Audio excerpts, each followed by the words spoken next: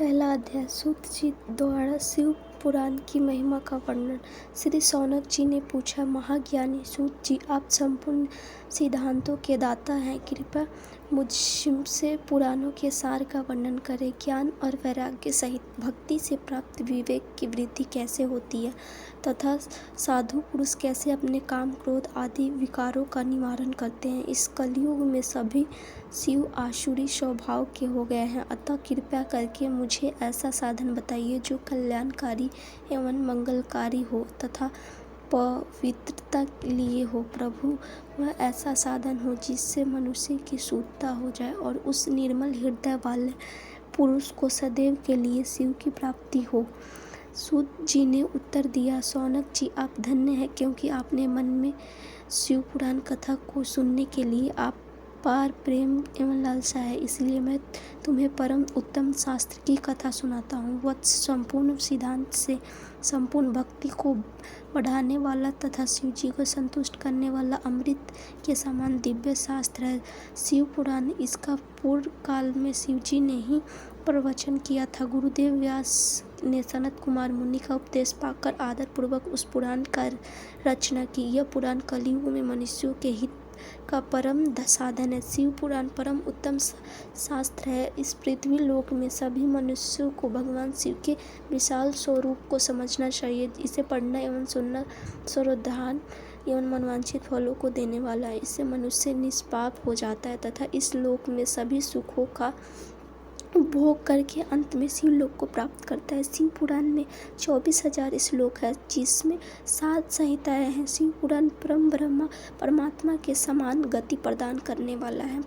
मनुष्य को पूरी भक्ति एवं समय पूर्वक इसे सुनना चाहिए। जो मनुष्य प्रेम पूर्वक नित्य इसको बाजता है या इसका पाठ करता है, वह निसंदेह पुण्य आत्मा है। भगवान शिव उस विद्वान पुरुष पर प्रसन्न होकर उसे अपना धाम प्रदान करते हैं। प्रतिदिन आदर पूर्वक शिव पुराण का पूजन करने वाले मनुष्य संसार में संपूर्ण भोगों को भोग कर भगवान शिव के पद को प्राप्त करते हैं। वे सदा सुखी रहते हैं। शिव पुराण में भगवान शिव का सर्वैव और इस लोक और परलोक में सुख की प्राप्ति के लिए आदर पूर्वक इसका सेवन करना चाहिए। यह निर्मल शिव पुराण धर्म, अर्थ, काम और मोक्ष रूप चारों पुरुषार्थों को देने वाला तथा सदा प्रेम पूर्वक इसे सुनने एवं पढ़ना चाहिए। दूसरा अध्याय। देवराज को शिवलोक की प्राप्ति। चंचुला का संसार से वैराग्य। श्री शौनक जी ने कहा, आप धन्य हैं सूत जी, आप परमार्थ तत्व के ज्ञाता हैं। आपने हम पर कृपा करके हमें यह अद्भुत और दिव्य कथा सुनाई। भूतल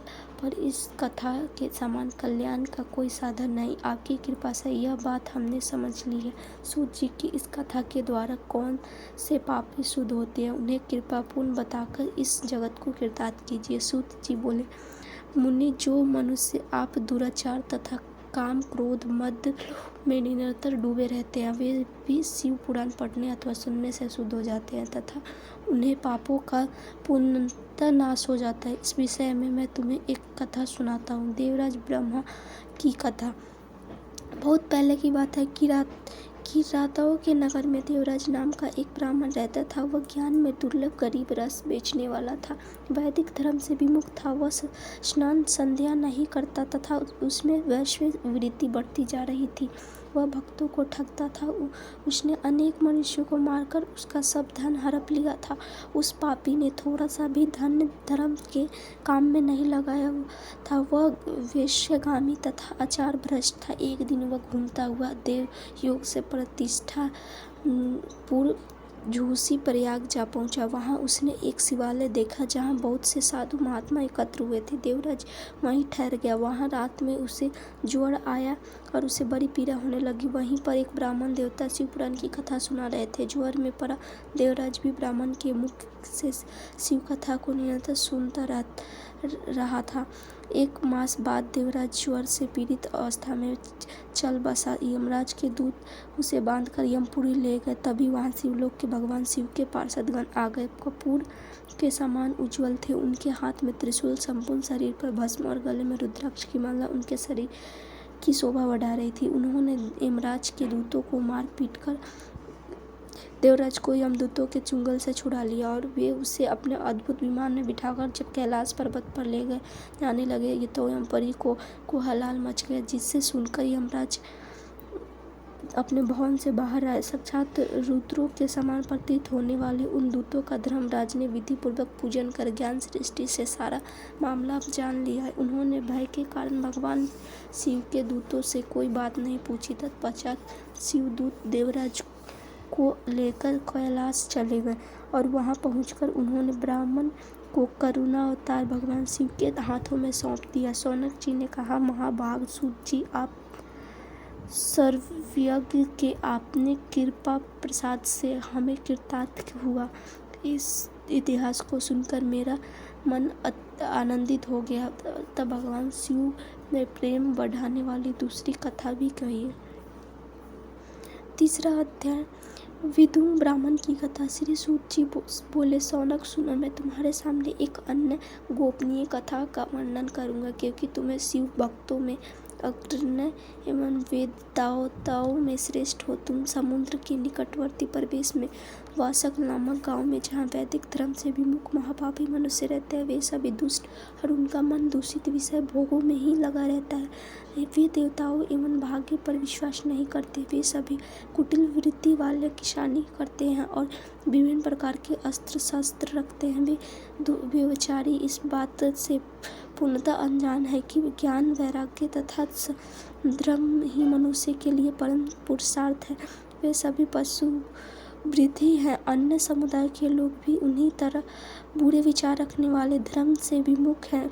ये नित्य कुकर्म में लगे रहते हैं एवं सदा विषय भोगों में डूबे रहते हैं। वहाँ की स्त्रियां भी बुरे स्वभाव की, स्वेच्छाचारिणी, पाप में डूबी, कुटिल सोच वाली, व्यभिचारिणी। वे सभी सदा व्यभिचार तथा सदाचार में सर्वथा शून्य हैं।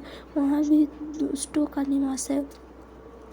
वासकल नामक गांव में विदुर नाम का एक ब्राह्मण रहता था। वह अधर्मी, दुरात्मा एवं महापापी था। उसकी स्त्री बहुत सुंदर थी। उसका नाम चंचुला था। वह सदा उत्तम धर्म का पालन करती थी, परंतु विदुर वैश्यगामी था। इस तरह कुकर्म करते हुए बहुत समय व्यतीत हो गया। उसकी स्त्री कान से पीड़ित होने पर भी स्वर्गनाश के भय से क्लेश सहकर भी काफी समय तक धर्म भ्रष्ट नहीं हुई, परंतु आगे चलकर वह भी अपने दुराचारी पति के आचरण से प्रभावित होकर दुराचारणी और अपने धर्म से विमुख हो गई। इस तरह दुराचार में डूबे हुए उन पति पत्नी का बहुत सा समय व्यतीत बीत गया। वैश्यगामी, दूषित बुद्धि वाला वह दुष्ट ब्राह्मण विदुर उस समय अनुसार मृत्यु को प्राप्त नरक में चला गया। दिनों तक नरक के दुखों को भोगकर वह मूढ़ बुद्धि पापी विंध्य पर्वत पर भयंकर पिशाच हुआ। उधर उस दुराचारी विदुर के मर जाने पर वह चंचुला नामक स्त्री बहुत समय तक पुत्रों के साथ अपने घर में रहती रही। पति की मृत्यु के बाद वह भी अपने धर्म से गिरकर पर पुरुषों का संग करने लगी थी। सतिया वृत्ति में अपने धर्म का पालन करना नहीं छोड़ती। यही तो तप है। तप कठिन होता है, लेकिन इसका फल मीठा होता है। विषय इस सत्य को नहीं जानना, इसलिए वह विषयों के विषफल का स्वाद लेते हुए भोग करता। एक दिन देव योग से किसी पुण्य पर्व के आने पर वह अपने भाई बंधुओं के साथ गोकर्ण क्षेत्र में गई। उसने तीर्थ के जल में स्नान किया एवं बंधुजनों के साथ यत्र तत्र घूमने लगी। घूमते घूमते वह एक देव मंदिर में गई। वहां उसने एक ब्राह्मण के मुख से भगवान शिव की परम पवित्र एवं मंगलकारी कथा सुनी। कथावाचक ब्राह्मण कह रहे थे कि जो स्त्रियां विचारी करती है वे मरने के बाद जब यमलोक जाती है, तब यमराज के दूत उन्हें तरह तरह के यंत्रणा देते हैं। वे उसके काम को तप्त लोह दंड से दागते हैं, तब लोहे के पुरुष से उसका संरक्षण कराते हैं। ये सारे दंड इतनी वेदना देने वाले होते हैं। जीव पुकार पुकार कर कहता है, अब यह सह नहीं सकेगा, लेकिन यमदूत उसे छोड़ते नहीं। कर्मों का फल तो सभी को भोगना पड़ता है। देव, ऋषि, मनुष्य सभी इससे बंधे हुए प्राण के मुख से वैराग्य बढ़ाने वाली कथा सुनकर चंचुला भय से व्याकुल हो गई। कथा समाप्त होने पर सभी लोग वहां से चले गए। तब कथा बाँचने वाले ब्राह्मण देवता चंचुला ने कहा, ब्राह्मण धर्म को न जानने के कारण मेरे द्वारा बहुत बड़ा दुराचार हुआ है। स्वामी, मेरे ऊपर कृपा कर मेरा उद्धार कीजिए। आपके प्रवचन को सुनकर मुझे इस संसार से वैराग्य हो गया। मुझ मूढ़ चित्ता वाली पापनी को धिक्कार है। मैं निंदा की योग्य हूँ। मैं बुरे विषयों में फंसकर अपने धर्म से विमुख हो गई थी। कौन मुझ जैसी कुकर्म में मन लगाने वाली पापिनी का साथ देगा? जब यमदूत मेरे गले में फंदा डालकर मुझे बांध कर ले जाएंगे और नरक में मेरे शरीर के टुकड़े करेंगे, तब मैं कैसे उन महायातनाओं को सहन कर पाऊंगी? मैं सब प्रकार से नष्ट हो गई हूँ, क्योंकि अभी तक मैं हर तरह से पाप में डूबी रही हूँ। वे ब्राह्मण आप मेरे गुरु हैं, आप ही मेरे माता पिता हैं। आपकी शरण में आई हूँ, मुझ अबला का आप ही उद्धार कीजिए। सूत जी कहते हैं, शौनक जी इस प्रकार विलाप करती हुई चंचुला ब्राह्मण देवता के चरणों में गिर पड़ी। तब ब्राह्मण ने उसे कृपा पूर्वक उठाया